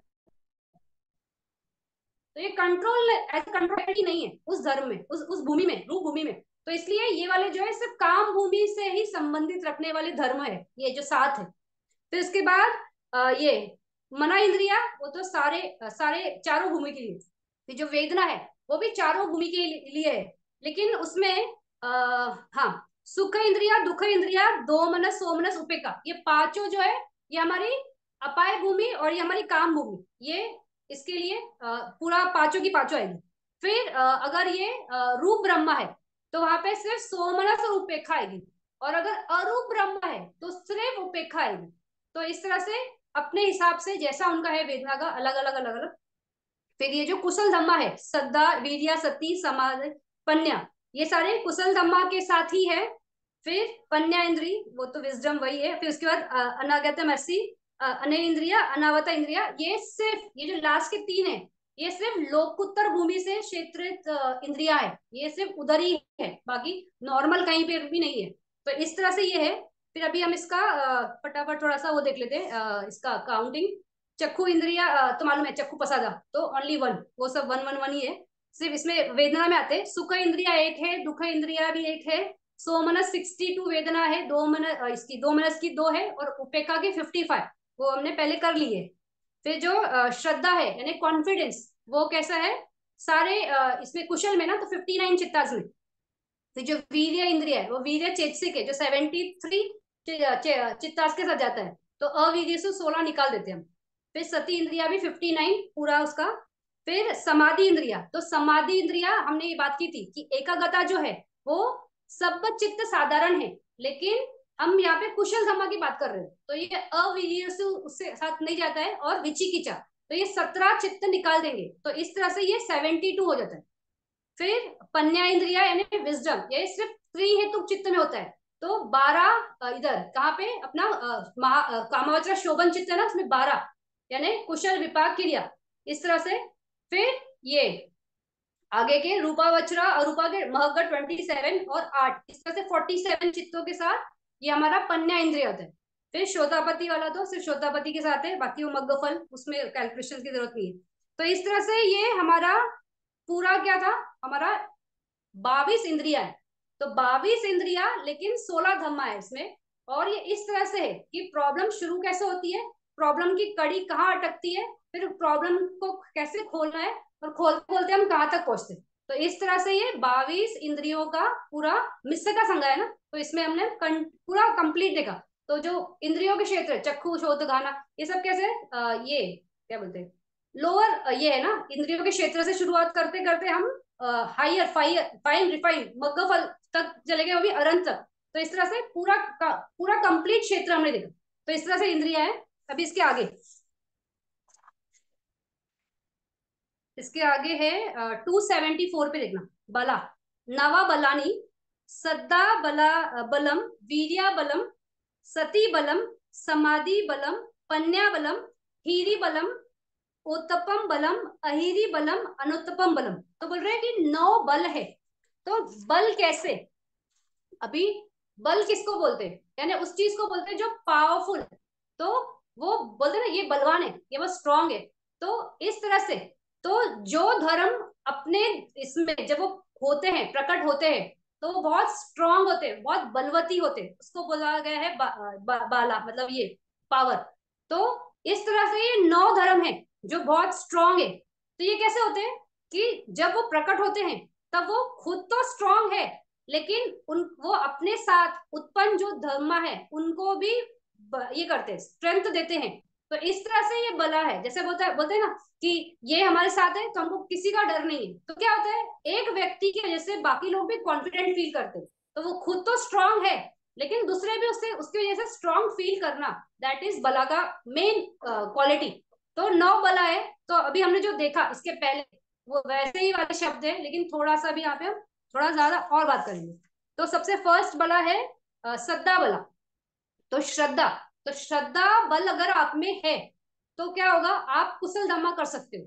तो किसी को दान देना है, शीरों में रहना है, मेडिटेशन करना है, तो ये श्रद्धा बल से ही होता है। अभी श्रद्धा है कि किसी को दान देना बहुत कुशला है, तो तभी हम दान देंगे। अगर हमें श्रद्धा ही नहीं, हम बोलेंगे इससे क्या फर्क पड़ता है कि मैं, लोग बोलते हैं कि दान देना चाहिए, तो चलो अगर मैंने किसी को दे दिया तो दे दिया, तो इससे क्या, मुझे क्या हो गया, मतलब मुझे क्या सपोर्ट मिलने वाला है, ऐसा होता है क्या। तो ऐसा अगर कोई मानस रखता है कि इस एक्शन के पीछे उसको समझ में नहीं आ रहा है कि ये एक्शन क्यों कर रहे हैं, सब दुनिया में देखा है सब देते हैं तो मैंने भी दे दिया, लेकिन वहां पे अंडरस्टैंडिंग नहीं है कि जैसे देखो कोई भी चीज ये नहीं है ना, क्या बोलते हैं हम ऐसे आसमान से टपक के इधर नहीं पहुंच गए ना, हमारा देखो एक कंडीशन है कि हमारा एक फैमिली है, फिर फैमिली हर एक का देखो लाइफस्टाइल अलग, किसी के घर का कुछ अलग है, किसी का कुछ अलग है, उनके रिश्तेदार है, फिर उनका खुद का एक ये है कि उनका मानस कैसा है, क्या है, कैसा है वगैरह। तो क्या बोलते हैं, कोई लॉटरी थोड़ी चल रही थी कि ये इसको व्यक्ति को ऐसा दे देंगे, इस व्यक्ति को ये दे देंगे, इस व्यक्ति को वो दे देंगे। किसी को लॉटरी की वजह से कुछ नहीं मिला है ना, कि मतलब किसी ने डिसाइड कर लिया कि इसकी लाइफ में इसको सब दे देंगे, इसकी लाइफ में इसको कुछ भी नहीं देंगे। तो किसने डिसाइड किया, तो डिसाइड हमारे कर्म ने ही किया ना। तो कर्म कहाँ से आया, तो वो कर्म हमने पास्ट में किया है, उसका भी रिजल्ट करके ऐसा है कि आज ऐसी कंडीशन है, आज ऐसे लोगों से मिलना होता है, ऐसे लोगों से धर्म चर्चा होती है, ऐसा कुछ सीखा जाता है। तो ये सब सब सब सब कहाँ से हुआ, कुछ कंडीशंस की वजह से ना। तो दान भी वैसा एक कंडीशन है कि आज दिया, ये देखो इस लालच से नहीं दिया कि मुझे कल मैंने आज किसी को एक मान लो कुछ दिया XYZ, तो कल मुझे इसका ना 10 टाइम्स मिलना चाहिए, मतलब 10 गुना या 100 गुना ज्यादा मिलना चाहिए, ये नहीं। एक इससे कि आज मुझे, अभी हम धम्मा सेंटर पे देख लो, हम जब विपश्यना करने जाते हैं, हम तो जानते भी नहीं है कि किसने वो दान दिया है, जिसकी वजह से हमको वहां पे रहने के लिए कोई प्रॉब्लम नहीं होती है, खाने की कोई भी प्रॉब्लम नहीं होती, मतलब हर चीज कितना स्मूथली होता है। तो किसी ने दिया है इस वजह से, तो इस वजह से क्या होता है, लास्ट डे जब मैत्री होती है और हम बात करते हैं, फिर हम दान देने आते हैं, तो मन में ये बहुत क्लियर रहता है ना कि अरे कितना इजीली हो गया, कितना अच्छे से हो गया। घर में भी देखो, अगर हम मान लो ऐसे लेडीज के लिए बहुत बड़ा होता है, किचन में कुछ बनाने लगे, सोचा कि ये सामान है बना देते, फ्रिज खोल रहे देख रहे तो उसमें है ही नहीं, तो उस वक्त कैसे होता है, अड़चन होती है ना, तो उस काम छोड़ो, फिर भाग के जाओ चीज खरीद के लाओ फिर करो। तो ऐसा वहां पे हम देखते हैं कि कोई प्रॉब्लम ही नहीं आता ना, इतना स्मूथली हुआ। तो मन में एक मोद होता है ना कि अरे जितना इजीली और इतना आराम से और इतना अच्छे से सब मेरे साथ घटा, वैसे किसी और का भी हो। तो उस श्रद्धा से हम दान देते हैं ना सेंटर में, या किसी और बंदे को, या कहीं पर भी। तो इस वजह से कि ये बहुत अच्छा है, जैसे मेरा काम नहीं रुका, मुझे कोई अड़चन नहीं, उससे उसी तरह दूसरे को भी नहीं आए। ये इस श्रद्धा से दिया हुआ दान बहुत फलदायी होता है, भले आप चाहो या नहीं चाहो, आपको उसका रिजल्ट आएगा ही आएगा। तो इस तरह से श्रद्धा, बहुत स्ट्रॉन्ग फेथ कि मेरा ये कर्म बहुत अच्छा है, तो इस तरह से दान के साथ। फिर शीलों के साथ, कि शील में क्या है, हम कोई भी पाप कर्म से हटते हैं ना, तो मारते नहीं है, झूठ नहीं बोलते, चोरी नहीं करते, व्यभिचार नहीं करते, नशा पता नहीं करते, तो इन विषयों से हटते, अकुशल धर्मा से हटे, तो वो भी बहुत कुशला है ना, क्योंकि हमने जब कर्म कर रहे हैं तो हमको विपाक की टेंशन नहीं है। क्यों नहीं है, क्योंकि हमने जो भी किया वही हमें मिलने वाला है। तो हमने किसी को मारा ही नहीं, कोई हमें मारेगा नहीं। हमने कभी किसी की हानि नहीं की, हमारी आयु अच्छी रहेगी, हेल्दी रहेंगे, बीमार नहीं पड़ेंगे। तो ये सारे फैक्टर्स ऐसे ही नहीं आते ना, कोई किसी ने चुना नहीं किया, अरे हाँ तुम इस घर के पैदा हुए तो तुमको बीमारी नहीं आएगी, तुम उस घर में हो तो तुमको बीमारी आएगी, तुम ऐसे हो फलाना, ऐसा कुछ भी नहीं है ना। हर चीज के पीछे कंडीशंस कॉज है, नहीं है। तो उसी तरह से शीलों में रहेंगे तो अपना ही प्रोटेक्शन है, ये श्रद्धा, ये सपोर्ट। फिर मेडिटेशन, मेडिटेशन करके इस रास्ते से निकल जाएंगे, बाहर भव से निकल जाएंगे, मुक्ति का रास्ता तो यही है। तो इस तरह से श्रद्धा, तो इस तरह से ये कैसा बलवान है ना, ये बहुत स्ट्रांग है, कि ये पावर है कि हम मुझे इस रास्ते पे चलना है, तो इस तरह से ये बल है। तो जब श्रद्धा बल होता है तो वो खुद तो बलवती है, लेकिन बाकी जो भी उसमें धर्म आएंगे, तो जो भी धर्म मतलब जो भी चेतसिक उसका जुड़ेंगे, तो वहां पे वो सती हो गया, समाधि हो गया, वीर्य हो गया, कंसंट्रेशन हो गया, जो भी धर्म है उसमें, तत्र मज्जता हो गया, जो भी XYZ है। तो इस तरह से जो भी धर्म आएंगे वो भी स्ट्रांग बनते हैं ना, क्योंकि वो उनका भी सबका बेस कैसा है, बहुत स्ट्रांग है। श्रद्धा बोल रहा है ना आगे चलो, हम भी चलेंगे, तो हम भी इसके साथ मूव करते हैं। तो इस तरह से श्रद्धा बल। फिर वीर्य बल, और श्रद्धा बल का ये क्या है, ऑपोजिट क्या है, कि वहां पे हमारी क्या होना, डाउट होना, कि हम में डाउट है, तो वहां पे श्रद्धा हो नहीं सकती है। तो ये बल कैसा है कि हमें डाउट होने नहीं देता है। मुझे बहुत श्रद्धा है कि राइट, शीलों में रहना, दान करना, मेडिटेशन करना, इसकी वजह से मेरा सुगति ही होगा, दुर्गति नहीं होगा। तो यहाँ पे डाउट के लिए जगह ही नहीं बचती है। तो ये धर्म ऐसे है कि जो अपने धर्मों को कैसे होते हैं, श्रेष्ठ बनाते, उनको स्ट्रांग बनाते। तो ये जो अकुशल है उनको भी चुप करा देते। जैसे कोई बोलेगा अरे तुमने दान दिया, उससे क्या ही फर्क पड़ा, 10 लोगों को मैंने देखा दान देके गए, तुम्हारा तो बहुत थोड़ा दान था, ऐसे जो भी है एक्सपर्ट, अगर मान लो ऐसे बात बोलते भी है लोग, तो उससे क्या हुआ, डाउट, उससे क्या फर्क पड़ा। मुझे जैसे जो हो सका मैंने अपने हिसाब से ये किया ना, दान दिया। तो मुझे मालूम है ना कि मेरा चेतना कैसा है। तो जैसे वो स्टोरी भी है ना, एक मथा कुंडली की स्टोरी है, धम्मपद में है, कि वो लड़का कैसे होता है, बीमार रहता है, और उसका डैडी बहुत कंजूस रहता है, वो कभी भी अपने घर में किसी को इनवाइट भी नहीं करता है कि आओ।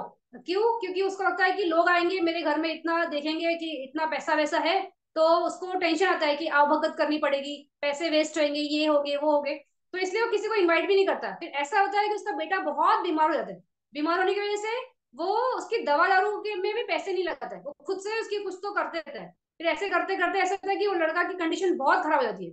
फिर ये ऐसा होता है कि अभी क्या करे, तो ये सोचता है वैद्य को तो बुलाना ही पड़ेगा, और उसका इकलौता बेटा रहता है, और वो बहुत रिच बिजनेसमैन रहता है। ये सोचता है अगर मैंने लोगों को वैद्य आया तो घर में आएगा, तो घर में आएगा तो चीजें देखेगा, अभी भी उसके दिमाग में वही बात है। तो वो क्या करता है, उसकी बेड उठा के ना रूम वैसे आंगन में ले आता है। पहले जमाने में लोगों का आंगन था ना बड़ा बड़ा, तो वो आंगन में लेटा देता है बच्चे को। फिर ऐसा होता है कि ना लोग उसको देखते रहते हैं, और वो उनको लगता है कि अब तो ये बेचारे मरने ही वाला है, और सब ऐसे बाजू में रहते हैं। और उस टाइम पे वहां से भगवान बुद्ध जाते रहते हैं। तो भगवान बुद्ध वहां पे एक टर्न में रुकते हैं, और वो देखते हैं उस बच्चे की तरफ। तो बच्चा भी ना उसी टाइम पे ना अपनी करवट लेता है और अपनी गर्दन घुमाता है। फिर वो देखता है सामने बुद्ध है। तो जैसे ही वो बुद्ध को देखते हैं, उसको इतना अंदर से वो होता है कि मैं उनको ना नमस्कार करूं, लेकिन इतना वीक बॉडी है वो नमस्कार कर नहीं सकता। तो वो मानस नमस्कार करता है कि मतलब भगवान बुद्ध मैं आपको ये कर रहा हूँ, मतलब आपको नमन कर रहा हूँ। और इस चित्त के साथ वो लड़का गुजर जाता है। इमीडिएटली वो देवा वर्ल्ड में उत्पन्न होता है। मतलब इतना स्ट्रांग ये होता है ना, क्या बोलते हैं, ये श्रद्धा बल से कहाँ पहुंच गया। तो ये धर्म ऐसा है, बहुत स्ट्रांग है। फिर इसके बाद वीर्य बल। तो वीर्य बल कैसा है कि आपको किसी भी चीज में एनर्जी, मतलब मुझे करना है। तो जब हम कुशल कुछ करते हैं, तो उसमें कैसा होता है, हमको बहुत एनर्जी लगती है कि मुझे करना है। फिर उसमें कितनी भी डिफिकल्टी आ जाए तो भी हम रुकते नहीं है। तो वो वीर्य बल से ही होता है। अभी वीर्य बल लेकिन ऐसा है ना कि वो कुशल अकुशल दोनों में आ सकता है। तो कुछ अगर नेगेटिव भी करना है, जैसे किसी को देखो मान लो चोरी करनी है, कैसे करते हो, प्लानिंग करते हैं। जैसे अभी बहुत सारे हम पेपर में पढ़ते हैं ना, एटीएम में से पैसे निकाल के ले गए, बैंक को कुछ किया, या किसी शॉपिंग मॉल में चले गए, चोरी करा ये। तो इसमें भी एनर्जी लगाई ना उन्होंने, मतलब है ना वो क्या बोलते हैं, स्ट्रॉन्ग फैकल्टी है ना, चोरी करने में भी एनर्जी लगती है।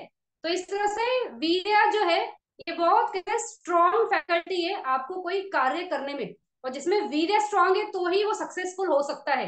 अगर ठंडा इंसान है कि मतलब बोलेगा जैसे मुझे कल सुबह 5 बजे उठ के मेडिटेशन करना है, अलार्म बजा, अरे नींद आ रही, कल करते, ये कल कभी नहीं आता है। तो वीर्य नहीं है तो हम नहीं कर सकते वो, कुशल दमा नहीं कर सकते। अकुशल में अभी अकुशल ही ना सो रहे, तो अकुशल कुशल दोनों के साथ ये वीर्य जाता है। फिर वही है कि आपको वीर्य नहीं है तो आप लेजी हो, इस तरह से होते हो। फिर इसके बाद है सती बल। तो सती बल यानी क्या, माइंडफुलनेस, यानी कोई चीज के प्रति अवेयरनेस। तो सती कैसा है, एक गार्ड की तरह है। गार्ड कैसा होता है, एकदम ये होता है ना, सजग रहता है कि कोई भी यहाँ से गलत इंसान अंदर ना जाए। तो उस तरह से सती कि हम प्रति क्षण, हर क्षण सजग है, क्या हो रहा है कैसे हो रहा है। तो सती पठान का एक्चुअली ये है ना, जो सुत्ता है ना, उसमें भगवान बुद्ध ने बहुत क्लियर बताया कि सती सिर्फ आप जब मेडिटेशन में बैठे हो ना, उस क्षण की नहीं, सती आपको हर मूवमेंट में होनी चाहिए। इसलिए वहां पे वो इरियाबाद की बात आई है ना, बैठे हैं, खड़े हैं, चल रहे हैं, लेटे हैं, तो हर पोस्चर में सती, दैट इज सती। उस सती के बारे में बात करते हैं वहां पे भगवान बुद्ध। तो इस तरह से माइंडफुलनेस कि आप कैसे हो, बहुत स्ट्रांग हो, कि आप अवेयर हो हर चीज को जानने में। तो ये भी बहुत स्ट्रांग बल है। अगर सती बहुत आपकी स्ट्रांग है मेडिटेशन में, तो आपको कोई नहीं रोक सकता है मग्न फल की प्राप्ति से। क्यों? क्योंकि आप इतने अवेयर हो, हर ये क्या बोलते हैं, हर पल उत्पन्न जो आपके धम्मा है, जो नाम रूप के धम्मा है, उसको आप बहुत अवेयरली होके प्रज्ञा से आप देखते हुए, तो मुक्ति का रास्ता तो खुलना ही खुलना है। तो सती कैसी है, बहुत स्ट्रांग है। और सती का ऑपोजिट क्या है कि वहां पे आपका ध्यान नहीं है, भूला हुआ माइंड है, भटका हुआ माइंड है, तो वो सती नहीं हो सकती। तो इस तरह से सती बल भी बहुत स्ट्रांग है। फिर समाधि बल। तो समाधि बल यानी क्या, स्ट्रॉन्ग कॉन्सेंट्रेशन, कोई भी चीज में सुपर फोकस होना, दैट इज समाधि का क्षेत्र। तो जहां पे आपका कंसंट्रेशन अच्छा है, तो ही आप उसमें क्या कर सकते हो, काम कर सकते हो, मेहनत कर सकते हो। अगर कंसंट्रेशन ही नहीं है, मन वहां पे टिकता नहीं यानी कंसंट्रेट ही नहीं कर पा रहे हो। टीचर क्लास में सिखा रही है, बच्चा क्लास के बाहर चिड़िया उड़ रही है उसको देख रहा है, तो कहाँ से वो बच्चा समझ पाएगा कि टीचर क्या पढ़ा रही है। तो नहीं पढ़ सकता है ना वो इस तरह से। तो इस तरह से कौन सा विषय चल रहा है, क्या चल रहा है, उसमें हमारा फोकस होना चाहिए। तो जब हम समाधि में बैठते हैं यानी मेडिटेशन में बैठते हैं, आनापान के लिए बैठते हैं, तो वहां पे समाधि का क्षेत्र क्या है, ये सांस का आलंबन है। तो उस पे मन को कॉन्सेंट्रेट करना, फोकस करना, हर आने वाली सांस, जाने वाली सांस, गुरु जी बार बार बोलते हैं आने वाली सांस जाने वाली, यानी उसके बारे में आपका मन समझे कि क्या है, तो ही आपको क्या होगा, समझ में आएगा कि कैसा ये बॉडी वर्क करता है, क्या धम्मा है, किसको हम नाम रूप बोलते हैं। तो उस तरह से, तो इस तरह से समाधि। फिर पन्या, पन्या बला यानी कि मेन यही आपका विजडम, क्या बोल सकते हैं विजडम को, हिंदी वर्ड क्या है विजडम का मतलब स्ट्रॉन्ग, ये क्या बोलते हैं, पता है किसी को विजडम का वर्ड हिंदी? मुझे स्ट्राइक नहीं हो रहा है। ठीक है, विजडम ही समझ, इंग्लिश में ही बोल दूं। तो स्ट्रॉन्ग विजडम जो है, यानी कि राइट अंडरस्टैंडिंग, कि कैसा, मतलब राइट ये समझना कि कैसा ये ये विजडम अ, यानी प्रज्ञा बोल सकते हैं ना। प्रज्ञा तो वो है, लेकिन और कोई मैं सरल हिंदी वर्ड ढूंढ रही हूँ। तो तुम, बुद्धिमत्ता या पांडित्य ऐसा बोला है मनीष। तो इंटेलिजेंस हो गया। ठीक। हाँ। तो हाँ, ठीक। तो विजडम यानी कि प्रज्ञा, लेकिन प्रज्ञा आर्य सत्य के प्रति, आर्य आर्य अष्टांगिक मार्ग के प्रति। तो इसलिए ये वैसे वाली प्रज्ञा, यानी जानना, या एक समझ, समझ या अंडरस्टैंडिंग, और विथ नॉलेज। तो इस तरह से हम बोल सकते हैं कि नॉलेज विथ अंडरस्टैंडिंग और उस रास्ते के प्रति। तो इस तरह से ये प्रज्ञा, ये जो है, तो वो पन्या बला होती है, यानी वो पन्या की स्ट्रेंथ है। तो इस तरह से ये है। फिर इसके आगे है हीरी बला। तो हीरी यानी क्या, कि कोई भी अकुशल धर्म है, तो वो करने में हम क्या करते हैं, डरते हैं, हिचकते हैं, तो उसको बोलते हैं हीरी बला। फिर उत्तपा वाला, उत्तपा वाला यानी क्या, कुछ गलत करना करते वक्त हमको शर्म आती है कि हम झूठ कैसे बोले, हम किसी प्राणी की हत्या कैसे करें, हम कोई व्यभिचार कैसे करें। तो इस तरह से ये जो धर्म है, तो ये भी बहुत स्ट्रांग बल है कुशला के लिए, हीरी और उत्तपा। इसको इसलिए भगवान बुद्ध ने लोकपाल धम्म भी बोला है। जब तक संसार में ये दो धर्म है, हीरी वाला और उत्तपा वाला, तब तक समाज की व्यवस्था बनी रहती है। जब ये डगमगाते हैं ना, तब समाज की व्यवस्था पूरी हिलती है। जैसे अभी आज हम देख रहे हैं, इसके आगे वाला वही है, अहिरी बला और अनुत्तप बला। तो अहिरी यानी क्या, कुछ भी गलत करते वक्त बिल्कुल भी शर्म नहीं करना, डरना नहीं। और अनुत्तप यानी कि शर्म नहीं करना। तो आज लोगों को देखो, कुछ भी गलत करते हैं तो उनको कचोटता भी नहीं है मन, कि मैंने कैसे कर दिया। अभी खास करके ये आज जो हमारा ऑनलाइन जो वर्ल्ड शुरू हो गया है ना, इंस्टाग्राम और ये दुनिया भर का, इसकी वजह से लोगों की सेंसिटिविटी और माइंड ही खत्म हो गए, क्योंकि हर चीज वो सिर्फ स्क्रीन पे देखते हैं। तो सिर्फ एक देखने के भाव से मर्डर भी दिख रहा है, कुछ गलत होते हुए भी दिख रहा है, रिस्पॉन्स नहीं है ना, वो अंदर से फीलिंग ही नहीं है कि अरे ये गलत है, इसका कैसे हो सकता है, ऐसा नहीं होना चाहिए, समाज हमारा कहाँ जा रहा है। एक एक पिक्चर की तरह समझ रहे हैं, असत्य घटना देख रहे हैं, लेकिन उसमें रिस्पॉन्स ही नहीं है। वैसे आंखों के सामने जब घटती है घटना, तभी भी नहीं। अभी कितने जगह ऐसे इंसिडेंट्स हुए हैं ना, कि कहीं किसी को रास्ते में मर्डर भी हो रहे हैं, आज वो भी हो रहा है, लेकिन लोग, बाकी के लोग आगे सिर्फ कैमरा लेके शूट कर रहे हैं कि लाइव कैमरे में रिकॉर्ड हो गया, ये हो गया। अरे उसको रोको, मतलब मत करने दो वो चीजें, लेकिन वैसा कोई करता ही नहीं है। तो ये जो धर्म है, हीरी धर्म और उत्तपा धर्म, ये धर्म जब तक है समाज में, तब तक ही सोसाइटी एक व्यवस्थित सोसाइटी होती है, मतलब एक परफेक्ट सोसाइटी होती है, जहाँ पे कुछ गलत नहीं है, जहाँ पे डगमगाने लगते हैं और ये बलवान होने लगते हैं, अहिरी और अनुतपा, वहां पे फिर कोलाहल है, फिर वहां पे कुछ भी सही नहीं है। तो ये बहुत डेंजरस है, और हम बहुत स्लोली ना उसकी तरफ बहुत बढ़ चुके हैं। मतलब हम भले नहीं कर रहे, लेकिन समाज में आज 10 है तो 10 में से 8 लोग अहिरी और अनुतप इस क्षेत्र में ही घूम रहे हैं। किसी को भी गलत करने से शर्म नहीं लगती है, कुछ डर लगता है। मतलब इंस्टाग्राम पे या यूट्यूब पे आपको बहुत सारे सब्सक्राइबर मिलेंगे, ये मिलेंगे, लोग कितना अनशन करते हैं, मतलब मैं तो देखती भी नहीं हूँ, लेकिन बाय चांस कभी किसी एक ने बोल दिया या दिखा दिया, तो लगता है कि मानसिकता कहाँ है लोगों की। मतलब डेड बॉडी और जॉम्बी क्या है ये, इनका मतलब कंडीशन ही कैसी है कि समझ ही नहीं है। सिर्फ लोग वहां पे नेगेटिव कमेंट्स की बारिश कर डालते हैं कि कैसा है, कैसा है, कैसा है। लेकिन वही है ना, जितना वहां पे लोग नेगेटिव कमेंट कर रहे हैं, उतना इनका वो बढ़ता है ना, टीआरपी बढ़ता है, क्योंकि इतना एंगेज होता है वहां पे, और वो जानबूझ के और ज्यादा और घटिया से घटिया वीडियोस बनाते हैं। तो इस तरह से ये दमा है। तो ये 9 बल है, जो हमें क्या होता है, ये बल कैसे होते हैं, इनको बलास क्यों बोले, क्योंकि वो खुद में बहुत स्ट्रांग होते हैं। तो जब वो खुद में बहुत स्ट्रांग है, तो खुद भी है और दूसरे धमास को भी साथ में क्या करते हैं, मोटिवेट करते हैं या अपने साथ पकड़ के चलते हैं। तो इसमें से जो ये है देखो, सदा बला, सती बला, समाधि बला, पन्या पन्या बला, एक मिनट, इसमें से हाँ, जो स्टार्टिंग के ये है 7 बला है, सद्दा, वीर्या, सती, समाधि, पन्या, हीरी और उत्तपा। ये सातों के सातों कैसे कुशल धम्मा है। और अहिरी और अनुत्तपा ये अकुशल धम्मा है। इसमें से भी जो 7 धम्मा में से जो ये है ना वीर्या और समाधि, ये 2 बल इन 7 कुशल में से ऐसे धम्मा है जो अकुशल के साथ भी जा सकते हैं। तो जैसे अभी श्रद्धा बल है वो 100% कुशला धम्मा में ही होगा। फिर सती है वो भी कुशला धम्मा में ही होगा। फिर अपना ये कौन सा पन्या, वो भी कुशला धम्मा में होगा। हीरी और ये उत्तप, ये भी कुशला धम्मा में होगी। लेकिन वीर्य और समाधि अकुशला धम्मा में भी हो सकते। तो वीर्य जैसे कुछ गलत करना है तो उसमें आप वहां पे उसका जुड़ सकता है।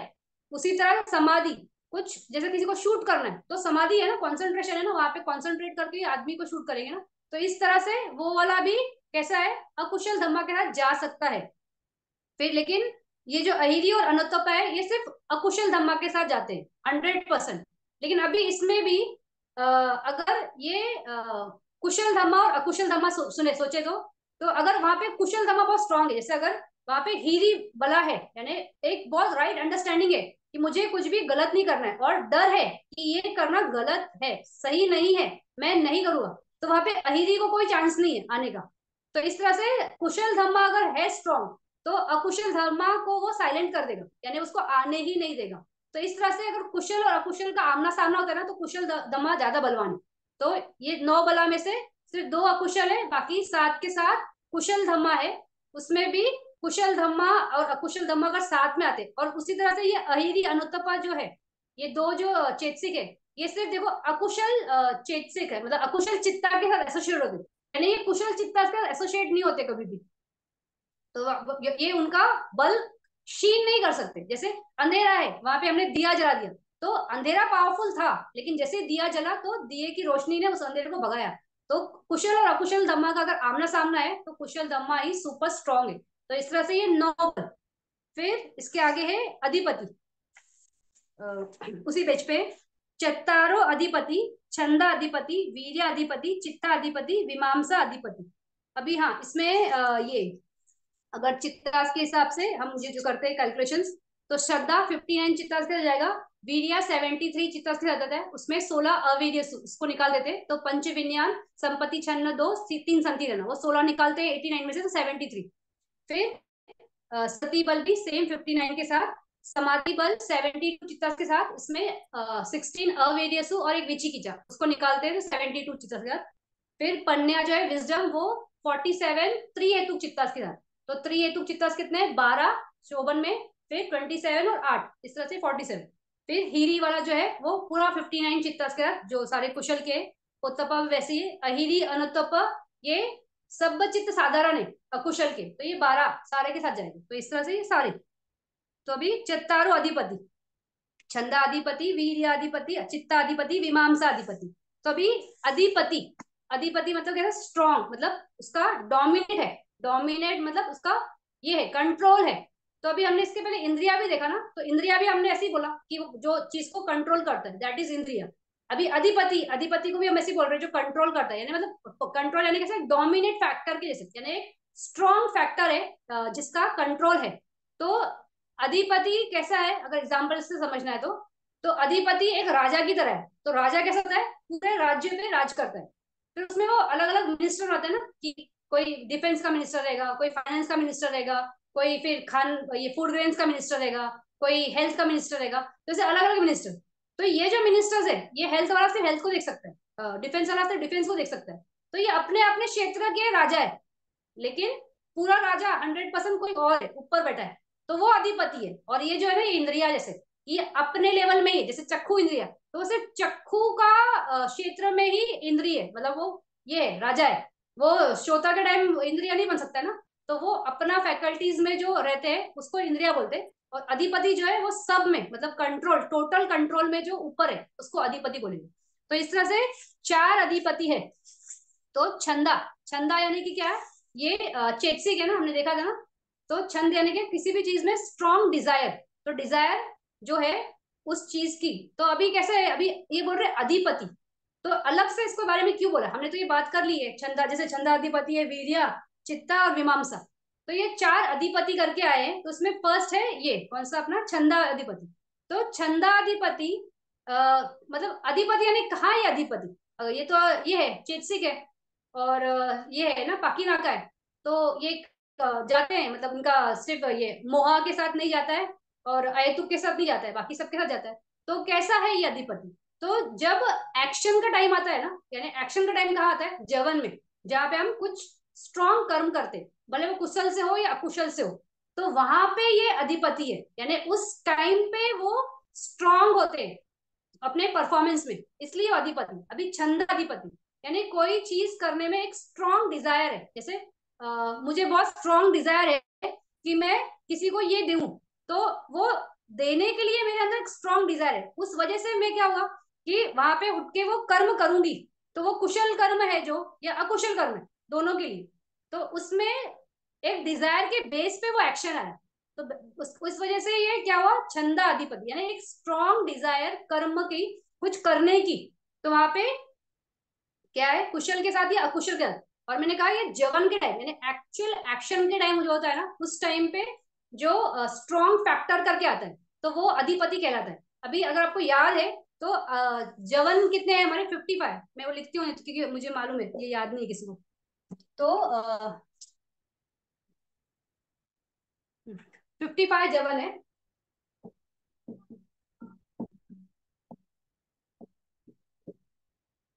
अभी जवन में कौन से चित्त है? अ, महाकुशल और क्रिया, इस तरह से 16 चित्त है। फिर हसीदो बाधा, ये एक चित्त है। फिर अकुशल के पूरे 12 है। फिर महागत, कुशल प्लस क्रिया, तो ये 18। और लोकुत्तर, ये 8।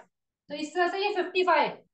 अभी ये इसमें से अगर आप देखोगे तो जो अधिपति बनता है, जो चित्त अधिपति बनता है, वो सिर्फ जवन के साथ, जवन चित्तों के साथ अधिपति होता है। लेकिन इसमें भी जो अहेतुक चित्त है, यानी ये एक हसीदो बाधा, ये फिर अकुशल में 8 लोभ के, 2 दोष के और 2 मोह के। तो जो मोह का जो है ना चित्त, वो भी एका हेतु के, तो वो 2 उसको निकालेंगे, तो यानी यहाँ पे बचेगा 10।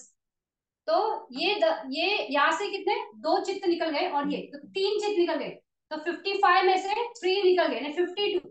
ये 52 चित्त के साथ ही अधिपति होता है। तो जवन चित्त, इसमें दो हेतुक और 3 हेतुक, इस तरह से ये इनके साथ ही एसोसिएट होते हैं। तो इसमें अगर देखोगे महाकुशल और क्रिया में, तो यहाँ पे द्विहेतुक चित्त भी है, त्रिहेतुक भी है। ज्ञान संप्युक्तम त्रिहेतुक है, ज्ञान विपरीतम ये है द्विहेतुक है। फिर अकुशल में लोभ और दोष, ये दोनों द्विहेतुक है। फिर महागत में ये सारे त्रिहेतुक है। लोकोत्तर भी सारा त्रिहेतुक है। तो इस तरह से ये 55 जवन चित्त के साथ जाता है। तो इसमें निकला क्या, असीतो बाधा निकला और 2 मोहा मूला चित्त निकले। तो वो 2 निकालोगे तो ये 55 चित्तों के साथ जो एसोसिएट होता है। तो हम बात कर रहे हैं सबसे फर्स्ट छंदा।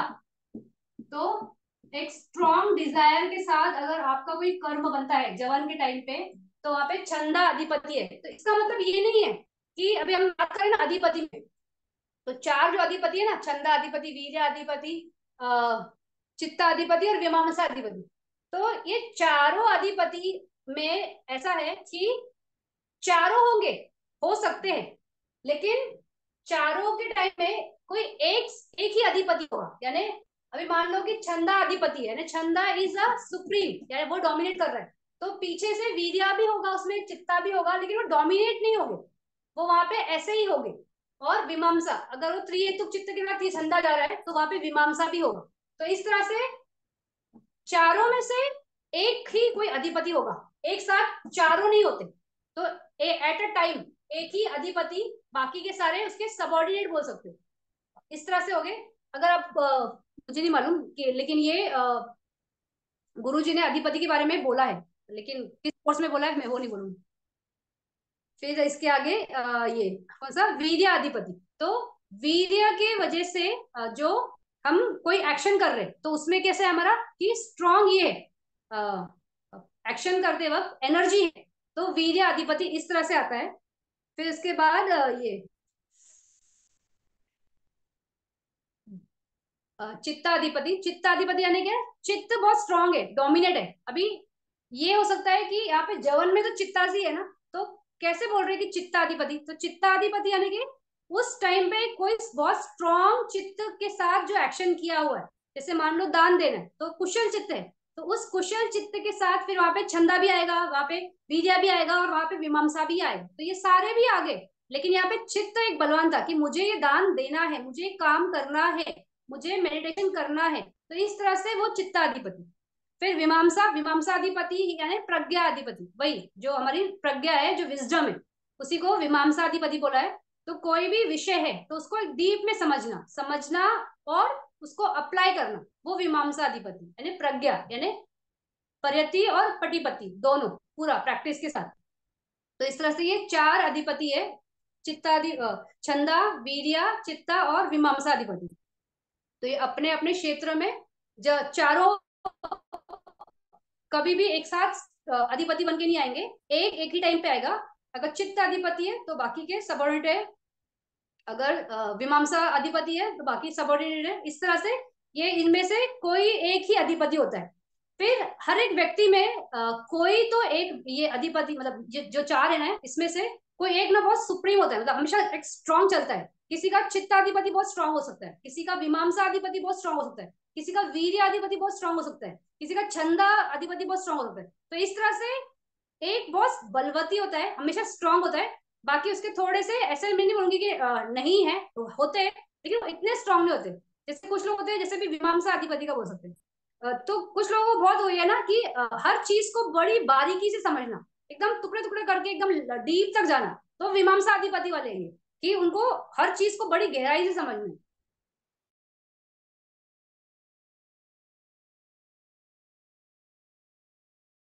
कुशल करना, उसकी समझ के साथ करना है, तो वो वहां से चित्ताधिपति। फिर छंदा यानी डिजायर। हमेशा बहुत लोग होते हैं ना कि मुझे ये करना है, मुझे वो करना है, विश रहती है कि ये करना है, वैसे करना है, वैसे करना है, वैसे करना है, तो डिजायर बहुत स्ट्रांग रहती है। तो इस तरह से तो चारों में से कोई एक ही बहुत स्ट्रांग होता है, बाकी के सबऑर्डिनेट होते हैं, लेकिन हर एक में चारों होते हैं। ऐसा नहीं है कि एक ही होगा, और ये ऐसा भी नहीं है कि एक है तो एक स्ट्रांग है तो बाकी हमेशा वैसे रहेंगे। आपका काम करने पे भी है, आप जैसे काम करोगे तो आपके वो अधिपति डेवलप होते रहते हैं और वो आगे आगे बढ़ते रहते हैं। तो कभी विमर्शा के साथ बहुत स्ट्रांग काम कर सकते हो, कभी चित्ता के साथ कर सकते हो, कभी वीर्य के साथ कर सकते हो, कभी छंदों के साथ कर सकते हो। तो इस तरह से ये अधिपति है। तो रुकते हैं अभी, मेरा एक ही बचा है, आहारा बचा है, कंप्लीट कर दूं क्या? फिर उसके बाद ये खत्म हो जाएगा, फिर बोधिया पक्ष ले सकते हैं अगले क्लास में। मैं हाँ। लू आगे? एक मीटिंग है मेरी। मुझे नहीं अच्छा, पता संतोष जी का क्या है। संतोष जी कंटिन्यू करना है। नहीं फिर ठीक है, ऐसे करते हैं, नहीं अगले आप क्लास में कर लेंगे। हाँ नहीं लगेगा, सिर्फ 5 मिनट्स, 5-10 मिनट्स लगेगा, आराम में, ज्यादा नहीं है, चार ही है और बहुत छोटा सा है। तो ठीक। वो हम अगले क्लास में कर लेंगे, और सती पठा फिर ये बोधि पक्ष चालू कर देंगे, 37 जो 37 बोधि पक्ष है ना, हम वो स्टार्ट कर देंगे। ठीक है, चलेगा। ठीक है। Thank you. हाँ ठीक, तो कोई प्रश्न है तो, नहीं तो फिर हम क्लास एंड करते हैं। हाँ, मैं आपको रिकॉर्डिंग भेज दूंगा। हाँ ठीक। हाँ ठीक ठीक, ठीक। Okay. Okay, thank you for thank you. Joining. शुभ रात्रि। शुभ रात्रि।